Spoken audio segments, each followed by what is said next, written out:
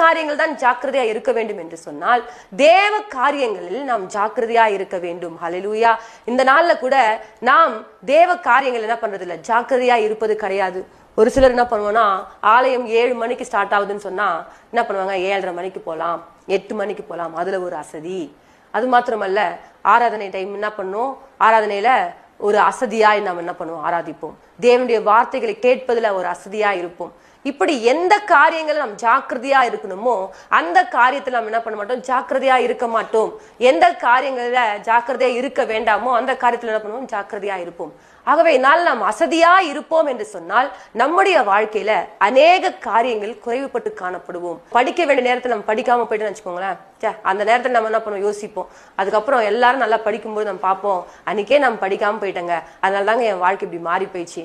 அப்போ நான் நல்லா படிச்சிருந்தேன்னா நல்ல ஒரு வேலையில இருந்திருப்பேங்க, என் வாழ்க்கை கூட ஆசீர்வாதமா இருந்திருக்கும்.